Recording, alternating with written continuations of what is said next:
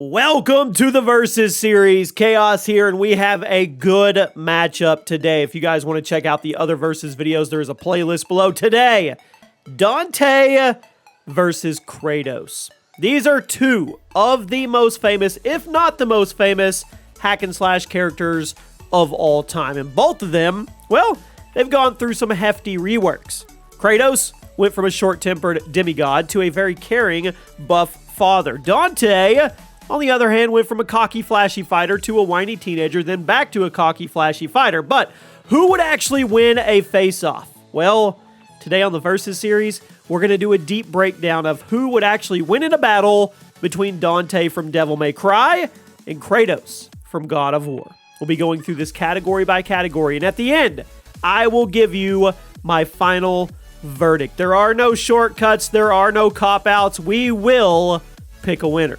Just to be clear, we're going to talk about modern Kratos versus modern Dante. Keep that in mind, and you let me know who you think is going to win. Drop a like if you enjoy the series. Category 1, weapons. Both Dante and Kratos, they have some pretty awesome weapons at their disposal.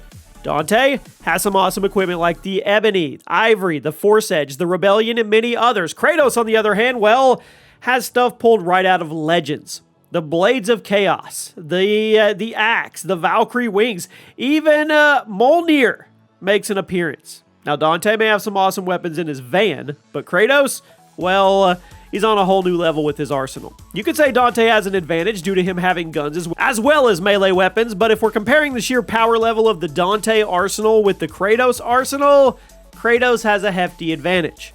1 point, Kratos. Next category is special abilities.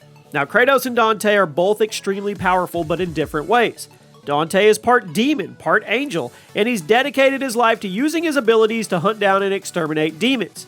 He possesses superhuman strength, speed, reaction time, stamina, durability. I mean, he's incredibly powerful in hand-to-hand combat because he can handle massive groups of enemies single-handedly and is able to heal his wounds very quickly. He's also an expert with melee weapons and a fantastic shot with firearms. Needless to say, he's good at what he does.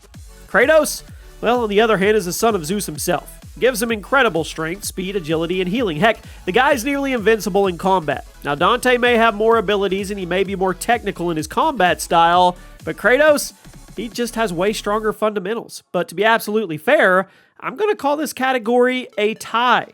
Dante has more abilities, but Kratos has stronger abilities. You could argue in the comments who would actually win for the sake of the video. I'm going to make it a tie. 1 point Kratos, 1 point Dante. The next category is key. The intellect. Kratos has a pretty obvious advantage here. In the old days, Kratos and Dante were pretty much on the same intellectual level. They were both self-centered fighters just looking to rip through everybody in their path, but in recent years, that's changed. Dante is still mostly the same hot-headed, confident fighter, whereas Kratos has calmed way down. Modern Kratos is a much more methodical person. He isn't as eager to rip someone in half just looking at him funny. Dante will still pull your head off if you say something he doesn't like, whereas Kratos will at least analyze the situation before he pulls your head off. Now, neither character is much of a forward planner, but Kratos at least is willing to take things slow and assess the situation. So in terms of intellect, I'm going to give Kratos the point here. It may not be saying much, but I definitely think that Kratos will be thinking about the situation a little more than Dante would. Next category, the backup. Now, if you've played a Devil May Cry game, you probably know that Dante isn't the only one in his gang. Dante travels with some other demon hunters who aren't quite as strong as he is, but they're still incredibly good fighters. DMC 4 and 5 greatly fleshed out the members of his gang, and put simply, they're all bosses, honestly. Nero is a total beast, V has some insane tricks up his sleeve, and I mean, if crap were to hit the fan, Virgil would probably be in Dante's corner as well. But what about Kratos? What kind of backup does he have? Well, none. Due to his past, Kratos has become a true lone wolf. Sure, he has his son with him, but there's only so much he can do. I mean, it's one thing to talk about a 1v1 fight, but if the backup was called in, Dante has way more help than Kratos ever will. It may not be dignified to call your buddies in to help with a fight, but if the going gets tough, it's good to have people in your corner. 1 point, Dante. Next category, the kill count. It's almost impossible to find a good source here, and I think you already know it's going to be a tie. Dante and Kratos have been slaying enemies by the hundreds for almost 2 decades, but here's why I'm going to throw a curveball, okay? What about the stature of those kills? Sure, Dante has killed tons and tons of demons, but when was the last time he killed a literal god? According to the current God of War lore, he has killed 23 literal gods from the Greek mythology. That's not even counting the Norse gods he faces off in God of War 2018. I'm talking about Kratos here. Dante, on the other hand, may have a ridiculously high kill count, but can you picture him taking down people like Zeus? I really don't see it.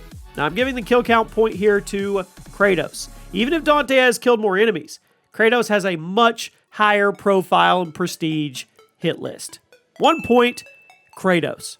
And now we've reached our final verdict. It shouldn't be too surprising with the end result. Now, Dante is an extremely powerful fighter, and he has a lot of tools at his disposal. He's also facing off with someone who has killed literal gods.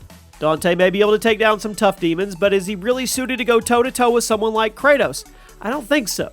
Kratos is far stronger and nearly invincible. Now, Dante can heal himself rather quickly, but if Kratos gets his hands on him for even a second, I don't think there's going to be enough left to self-heal. Kratos would smash Dante into a pulp without breaking a sweat. So yes, Dante is faster, has more weapons, has backup, but Kratos is far more durable and has the sheer strength to end the fight with a single opening. In my opinion, we have a winner. And that winner today on the Versus series of Dante versus Kratos is Kratos. You let me know if you agree or disagree and for what reason. And also, let us know what you would like to see us pit up against each other next. It can be in video. It doesn't just have to be video games. I had somebody say they wanted to see a Darkseid versus Thanos. We could make that happen if enough people want us to. You let me know in the comment section. Make sure you're following the page with notifications, and I'll see you soon.